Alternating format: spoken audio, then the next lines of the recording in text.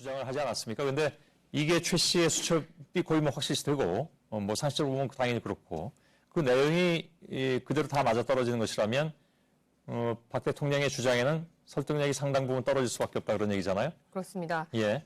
앞서 국회는 탄핵 소추안에 노 전 국장과 유진룡 전 장관 등을 직접적으로 거론하면서 최순실의 추천 등으로 공무원 임명권을 남용했다 이런 지적을 했는데요. 예. 박 대통령은 이에 대해서 최 씨뿐 아니라 그러니까 믿을 만한 사람을 포함해서 각계각층의 의견을 들어서 인사에 참고할 수 있다라고 반박을 했습니다. 예. 그런데 최 씨 외에 얼마나 많은 각계각층의 의견을 과연 박 대통령이 참고한 것인지 의문을 제기하지 않을 수가 없는 상황인데요. 예. 박 대통령이 순순히 수사에 응하지 않고 있는 만큼 특검의 압수수색 등으로 관련 인사 자료들이 투명하게 드러나야 의문점이 해소될 수 있을 것으로 보입니다. 예. 주변 사람들한테 의견을 구할 수 있다. 소위 말하는 키친 캐비넷? 그 답변서에 나온 얘기입니다만 그것이 얼마나 문제가 있는지는 바로 이어서 안나경 앵커와 오대영 기자의 팩트체크로 전해드리도록 하겠습니다.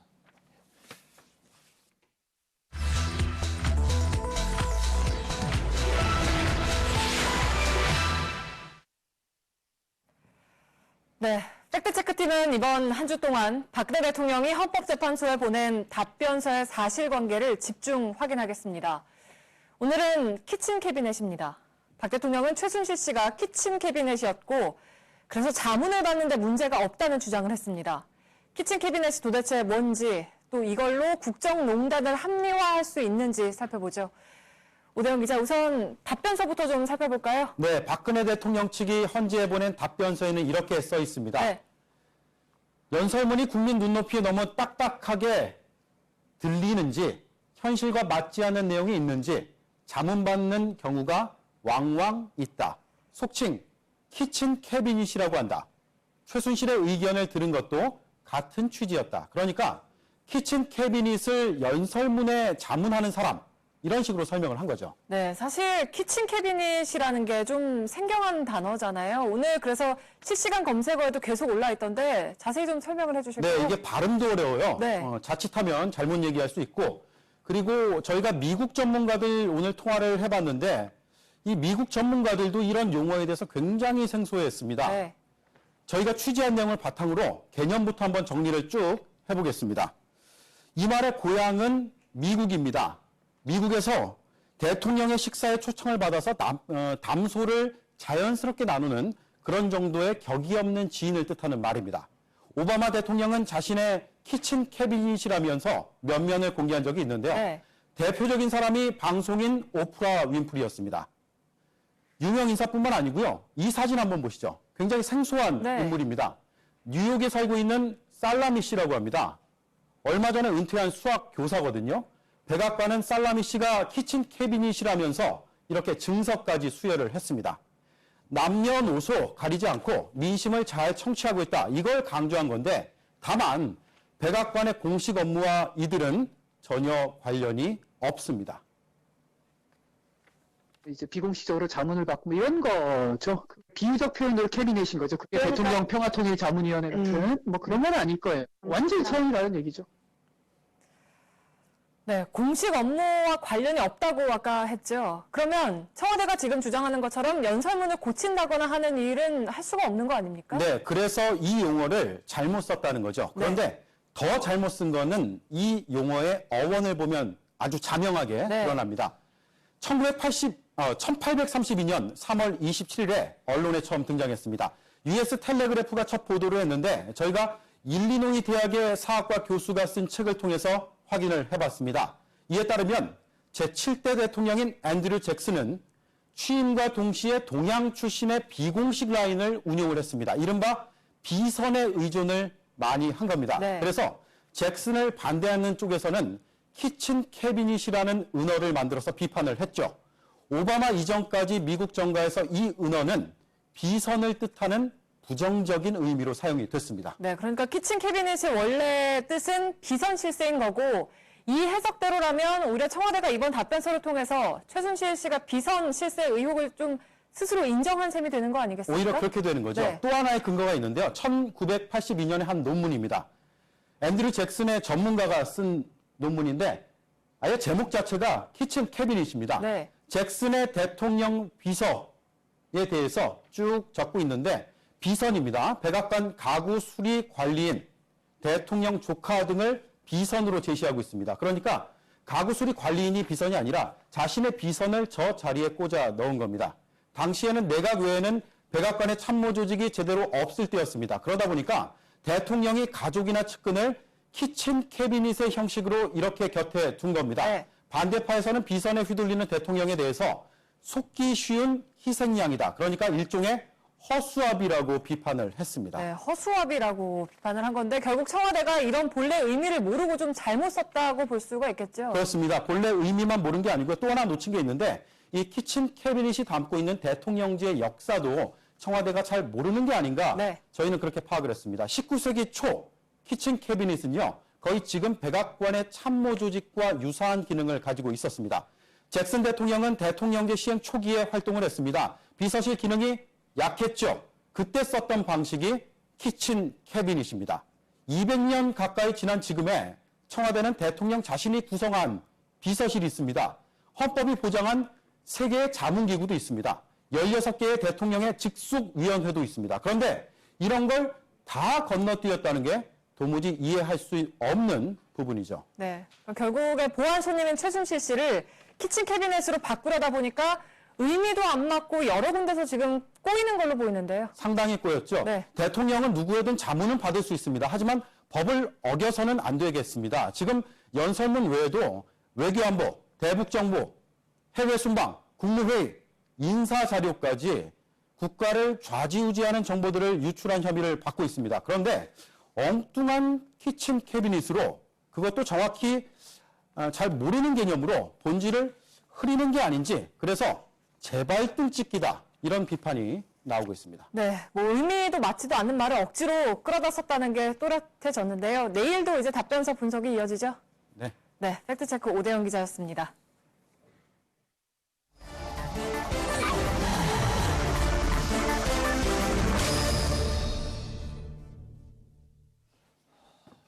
예, 비하인드 뉴스를 시작하겠습니다. 이성대 기자가 역시 나와 있습니다. 자, 첫 번째 키워드는요. 네, 첫 번째 키워드입니다. 박사모 흔든 편지 한 통. 네, 박근혜 대통령이 2005년 한나라당 대표 시절 김정일에게 보낸 편지가 공개됐는데요. 다름 아닌 친박단체죠. 박사모 카페에 공개돼서 논란이 일고 있습니다. 예, 그런데 이제 처음에는 보낸 사람, 즉 박 대통령을 감추고 공개됐다면서요? 어떤 내용이었습니까? 그렇습니다. 간단히 좀 보시면요. 이런 표현들이 있습니다. 맨 처음에 자 위원장님 뵌 지도 어언 3년입니다. 덕분에 잘 지내고 있습니다. 상당히 공손한 표현들이고요. 예. 또 그 남북사업 관련해서 위원장님께서 살펴보시고 필요한 거 있으시면 말씀해 주시기 바랍니다. 길지 않은 문장에서 높임 표현이 무려 5번이나 나올 정도입니다. 예. 또 북란이라는 거는 아시겠지만 전형적인 북한식 표현이고요. 자, 편지를 다 읽어보면 전체적으로 아랫사람이 윗사람을 극진히 예우하는 뭐 그런 기운이 느껴진다는 분석이 나오고 있습니다. 예. 근데 또 어떻게 보면 상대를 이렇게 편지 주고받으면서 높여주는 것은 뭐 예의라고 볼 수도 있는 것이기도 하고요.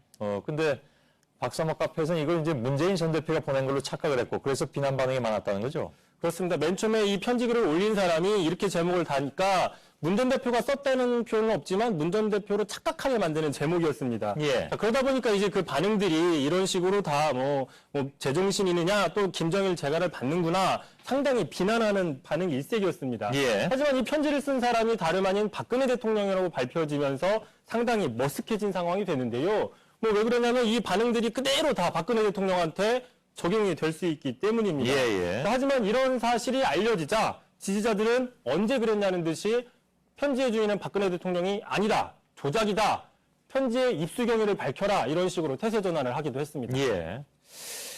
뭐 아무튼 박사모에서는 국가기밀 누설 아니냐 이런 반응도 나온다고 하던데 어찌 보면 아무튼 뭐 이런 걸 요즘 흔히 하는 말로 웃픈 현실 뭐 이렇게 표현해도 될 것 같습니다. 결국에는 박사모의 어떤 그 맹종하는 현실을 보여준 해프닝이라는 지적도 있는데요. 예. 자, 또 다른 당사자죠. 문재인 전 대표도요. 자신의 페이스북에 지나친 과공비례지만 어쨌든 본인은 해도 되고 남이 하면 안 되냐 이런 이중잣대는 벌이라고 비판을 했습니다. 예.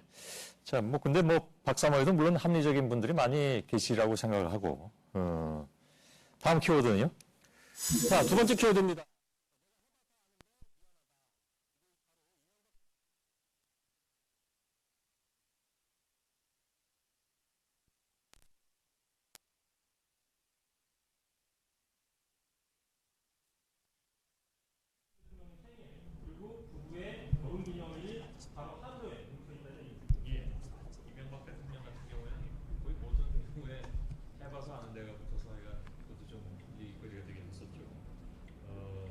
그 자원외교 국정조사 출석여부를 보니까 뭐 구름 같은 얘기다 이렇게 일축한 바도 있는데 그 발언을 한 것도 바로 오늘 얘기한 트리플 크라운데이였잖아요. 그래서 오늘 무슨 얘기를 하실지도 사실 관심사이긴 모양이군요. 그렇습니다. 그 발언은 2년 전이죠. 2014년에 예. 했었는데요. 오늘 이런 말을 한 겁니다. 자, 일찍 출근하고 늦게 퇴근하게 전 제2기간에 내 대사관들이 미안하다라고 고백을 한 건데요. 예. 실제로 MB 정부 당시에는 아침형인가 얼리버드 이런 게 상당히 유행하고 했었습니다. 예, 반대로 이제 자신은 항상 일찍 출근했다라는 것을 강조함으로써 출퇴근 시간이 불분명했던 것으로 알려진 박 대통령을 좀 폄하했다 이런 얘기도 분석도 나왔습니다. 그렇습니다. 실제로 어제 본인이 뭐라고 이야기하는 국민들 뜻을 받들어야 된다라고 하면서 박 대통령을 비판하기도 했는데 하지만 비판할 자격이 있는지 의문이다라는 비판도 나오고 있습니다. 무조건 일찍 출근한다고 해서 일을 잘하느냐는 전혀 별개의 문제라는 지적이 나오고 있고요. 예. 무엇보다도 야당에서도 이런 비판을 하고 있습니다. 그러니까 이명박 대통령은 박근혜 최순실 게이트의 원흉이다. 자, 사과할 대상은 참모진이 아니라 국민이다라고 비판을 하고 있습니다. 예, 알겠습니다. 자, 여기까지 할까요? 네, 이성대 기자였습니다. 네, 내일 전국에 구름이 많은 가운데 폭을 하겠습니다. 제주도에는 오후한때 5mm 안팎의 비가 예보됐습니다. 예, JTBC 뉴스 여기서 마치겠습니다. 시청자 여러분, 저희들 내일도 예선을 나가겠습니다. 고맙습니다.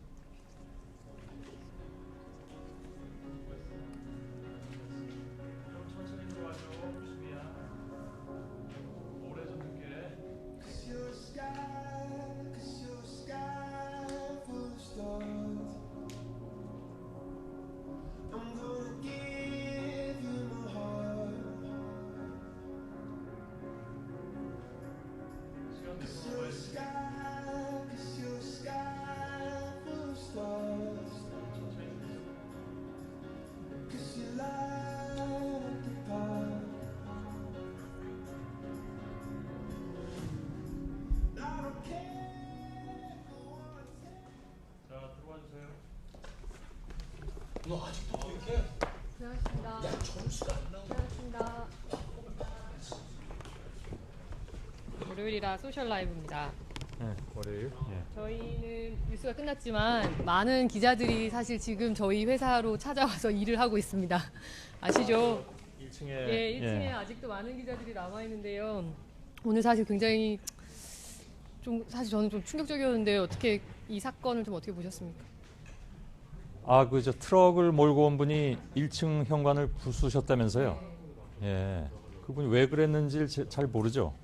아직까지는. 네. 예.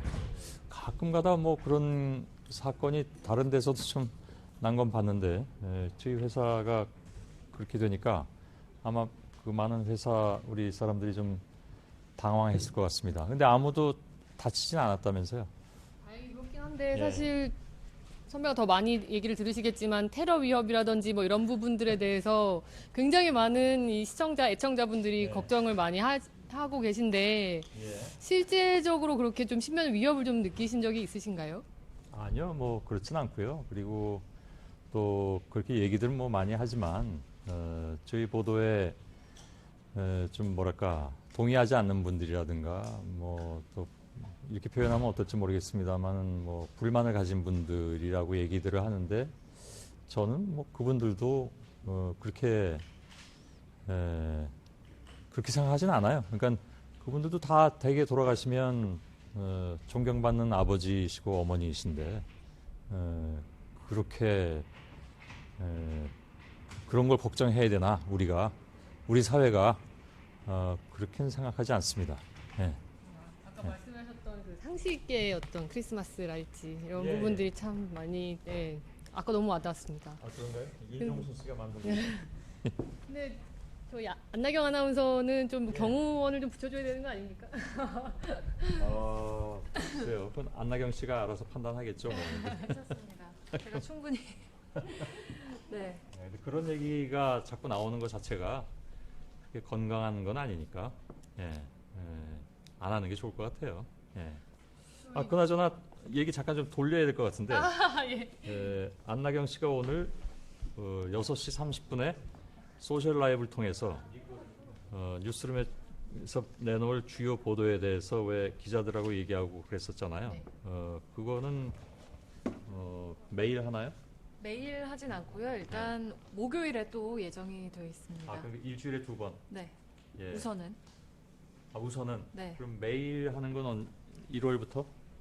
그건 아직 정해진 건 없고요. 예. 일단은 월요일하고 목요일 날 예. 하는 걸로 되어 있습니다. 그거를 저만 얘기를 들은 것 같은데 1월 중순부터는 아마 매일 하게 될 겁니다. 그러니까 지금은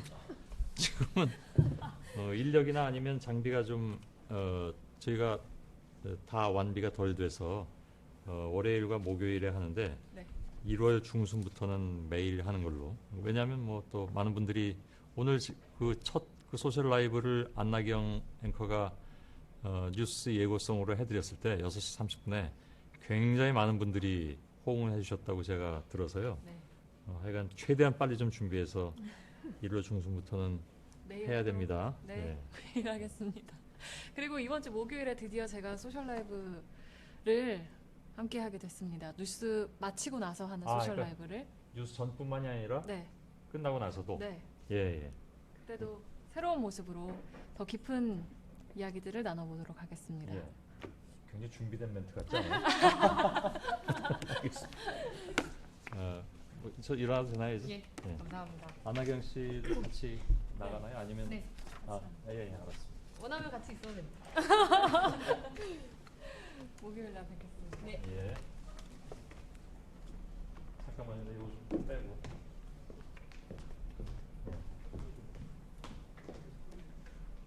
미안합니다. 네, 고생하셨습니다. 고맙습니다. 수고하세요.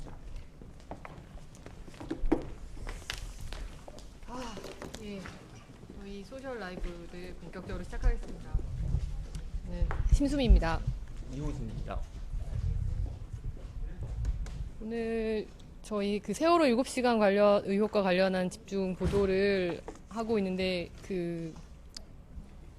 오늘은 특히나 굉장히 구체적으로 좀 이렇게 정밀하게 보여주셨던 것 같습니다. 사실 시술 흔적이라고 하면 좀 어떤 부분들이었는지 다시 한번 좀 보여주실 수 있을까요? 이게 약간 큰 화면이어서 저는 제대로 못 봤는데. 네. 그 지난주에 이제 한국일보에서 먼저 보도를 했었죠. 그 박근혜 대통령이 입가를 보면 이렇게 멍자국들이 지속적으로 관측이 된다는 거였습니다. 그래서 저희가 청와대 사진기자단이 촬영한 그 사진들을 내려받아서 박근혜 대통령의 얼굴에 시술 흔적들이 남아있는 것들을 확인을 해봤는데요. 네. 보시는 것처럼 꾸준하게 이걸 마리오네트 같은- 라인이라고 하더라고요. 같은 장소에 예, 이렇게, 맞습니다. 예. 이렇게 멍자국들이 관측이 되는데 왜 마리오네트 라인이라고 하는 건가요? 마리오네트가 이제 그 인형이지 않습니까? 그 인형의 입이 이렇게 달깍달깍 될 때 그 선이 마리오네트 라인으로 불리더라고요. 그래서 이 입가에서 내려오는 이 라인을 말하는 겁니다. 그럼 이게 어떤 효과가 있는 거예요? 이건 이제 필러를 주사하는 흔적인데요. 뭐 약간 통통하게 보이는. 예, 맞습니다. 채워서 통통하게 하는 그런 효과라고 합니다. 보통 이렇게 60대 이상의 여성들이 많이 받는 시술이라고 하고요. 네. 다른 사진에서 역시 마찬가지로 여긴 주사 바늘까지 보이네요. 이렇게 필러 시술을 받은 흔적들이 나타나고 있습니다. 네, 마찬가지고요. 여긴 정면에서 봤을 때는 왼쪽과 오른쪽이 동일하게 대칭적으로 필러 시술을 받은 것이 나타나고 있습니다. 이제 여기에 덧붙여서 이제 저희가 오늘 새롭게 찾아낸 게 그 2014년 4월 16일로부터 닷새가 지난 4월 21일의 사진이었는데 그건 이제 여기에는 없습니다. 여기는 없나요? 예. 네.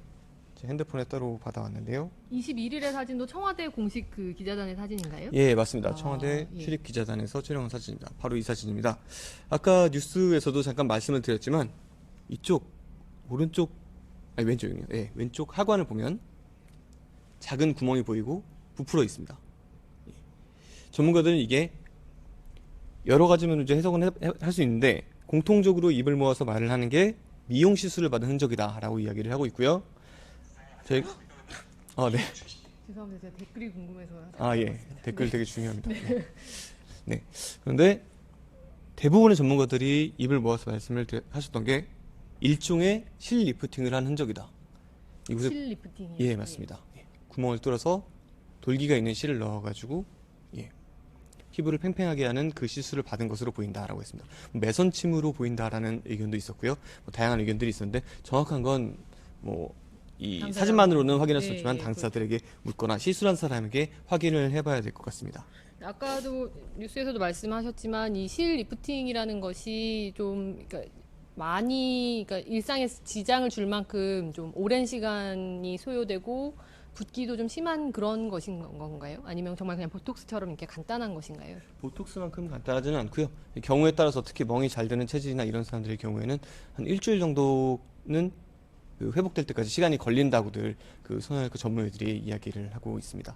아까도 말씀드렸지만 대통령도 대통령이기 이전에 한 사람의 개인이고 어떤 미용 시술이나 이런 걸 받을 수는 있지만 이 미용 시술을 받았던 시점이 중요한 국가의 정책을 결정해야 하는 시점이라든가 아니면 세월호 참사와 같은 대형 재난이 발생했을 때 거기에 대해 빠르게 대처해야 하는 상황이었을 때 그건 문제가 될 수 있기 때문에 저희가 지속적으로 이제 확인을 하고 있는 겁니다. 그리고 다음으로 말씀드릴 수 있는 게 오늘 또 나왔던 이야기가 그 이른바 7시간 혹은 대통령의 비선 의료 의혹과 관련해서 가장 요즘 많이 언급이 되는 김영재 원장과 관련된 내용이었는데요. 저희 취재진이 김영재 원장이 지난 14일 청문회 때 선서를 하면서 작성을 했던 서명을 입수를 했습니다. 보시는 것처럼 김자에 이렇게 밑에 미음이 각이 져 있는데요. 이게 프로포폴 관리 대장이나 아니면은 그 김영재 원장 장모 진료 기록부에 나온 그 김의 사인과는 좀 다릅니다. 거기는 이게 미음자가 흘려가지고 표시가 되어 있습니다. 이런 것들을 봤을 때 최소한 여러 장부 중에 몇 곳은 다른 사람이 했거나 아니면 다른 시기에 했다. 이런 식의 의혹 제기가 충분히 가능하다는 겁니다. 결국에는 그것은 김영재 원장이 그간 세월호 7시간 혹은 의료 진료와 관련돼서 해왔던 해명들에 대해서 전면적인 검토가 다시 필요하다. 이런 쪽으로도 결론이 나올 것 같습니다. 김 원장은 아직도 계속 그 장모를 시술했고 골프를 치러 갔다 이 주장을 계속해서 반복하고 있는 건가요? 예, 맞습니다. 취재진의 질문에 사실 자주 혹은 제각 이렇게 답을 하는 편은 아닌데요. 그 기존의 입장에 있어서는 크게 변화는 없습니다. 네. 그리고 오늘 세월호 7시간 그리고 이제 비선 실세의 국정농단과 관련돼서 그동안 청와대 혹은 박근혜 대통령에서 주장했던 것과 다르게 그것을 완전히 뒤집을 수 있는 대단히 중요한 자료를 심수미 기자가 확보를 했다고 들었는데요. 그러니까 말하자면 이제 필적과 관련된 부분이라서 제가 좀 더 말씀을 드리면 사실 저희가 이렇게 장부 부분을 제 생각에는 김영재 원장이 장부 부분을 조작하더라도 아무도 모를 것이다라고 생각을 했던 것은 아닌가. 그냥 아직 드러나진 않았지만요. 그러니까 말하자면 지금 최순실 씨도 그렇고 박근혜 대통령도 그렇고 기밀 문서를 넘기지 않았다. 연설문 정도 수준에서 참고를 받았을 뿐이지 대단히 중요한 문서는 아니고 어떤 그녀 최순실의 결정이 실질적으로 국정에 반영되지도 않았다라고 주장하는 데에는 아마도 저희 태블릿 PC에 담겨 있었던 문건 그리고 페이퍼 형식으로 정호성 전 비서관으로부터 전달받은 문건들 거기에 최순실 씨의 흔적이 하다못해 지문 감식을 하지 않는 이상 드러나지 않을 것이다라는 어떤 자신감이 있지 않나라고 생각이 듭니다. 근데 오늘 저희가 보도해드렸던 최순실 씨의 수첩에서는 최 씨의 필적이 고스란히 담겨 있었어요. 근데 물론 최 씨가 여러분 그 공개됐던 녹취록에서 그 말하는 툴을 보시면 아시겠지만 좀 약간 저도 사실은 좀 약간 말을 많이 더듬고 이렇게 띄엄띄엄 말씀을 드리는 편이지만 최순실 씨도 굉장히 횡설수설하고 잘 이렇게 정리가 안 돼 있잖아요. 저번에 녹취록을 들어봤더니 앞뒤가 좀 안 맞고 사실은 그러니까 이 수첩에도 마찬가지로 단어 정도만 있고 굉장히 악필이라서 거의 알아보기 힘들 정도의 어떤 그런 글씨체들인데 그럼에도 불구하고 이제 다양한 문서들에서 나타나는 그 최순실 씨의 필적은 상당히 동일합니다. 그리고 오늘 이제 그 특검에서 그러니까 검찰 압수수색을 통해서 특검에서 최종적으로 확보한 이 수첩도 마찬가지의 필적을 갖고 있고요. 근데 이 수첩에서 알아볼 수 있는 현직 고위 공무원들의 이름이 3개가 발견이 된 것이죠. 네. 그 중에 2개가 이제 비서관. 그 당시 아마도 그러니까 특히나 현 비서관이라고 적어놨으니까 그 당시에 비서관이었던 그 2사람과 1차관이라는 그 이름 그리고 노태강 전 국장 이렇게 이름이 명확하게 분간할 수가 있었습니다. 정확한 시점까지는 안 나왔지만 그걸 통해서 적혀 어느 있지 정도는 않았어요. 추정을 할 수가 있는 거네요. 네, 지금 그 정전 비서관이 그러니까 현 비서관, 현 비서관이라고 적혀 있기 때문에 시기가 최소한 그 올해 2월 이전일 것이다라는 정도의 추정은 가능한 것이죠. 예. 그래서 좀 이 부분에 대해서는 그러니까 뭐 사람의 목소리라든지 이렇게 좀 특정이 될 수 필적이라는 것은 어느 정도 특정이 될 수 있는 부분이기 때문에 좀 유의미한 어떤 증거가 될 수 있지 않을까라고 좀 생각을 해봅니다. 그래서 아까 좀 전에 말씀드렸지만 이제 노태강 전 국장이 나와요. 이번 그 탄핵 그 소추안에도 이름을 등장을 하는데 참 그러니까 이번 사건과 관련해서 전경련 관계자들도 그렇고 대기업 관계자들도 그렇고 이런 문체부나 이런 부처 공무원들도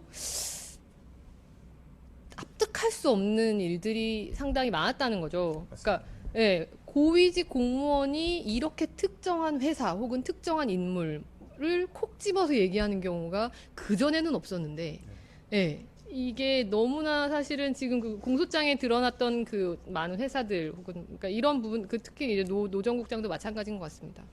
그래서 참 이게 답변서 읽어보셨어요?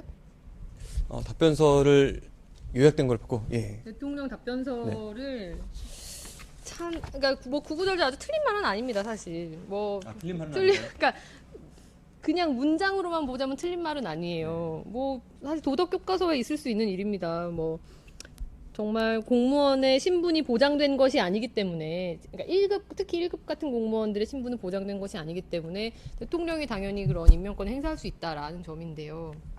그리고 다양한 의견을 청취할 수 있기 때문에 대통령은 당연히 그런 일환이다라고 얘기를 하는 것인데 아까도 말씀드렸지만 과연 최 씨 말고 얼마나 다양한 의견을 청취한 것인지 현직 수석들도 얼굴을 보기 어려웠다고 호소하는 그 대통령이 과연 어떤 창구, 어떤 채널을 통해서 누구의 의견을 들은 것인지 저는 그것이 이번 특검 수사로 밝혀지기를 너무나 간절히 기대합니다. 사실 정말 그것이 실제였으면 좋겠어요.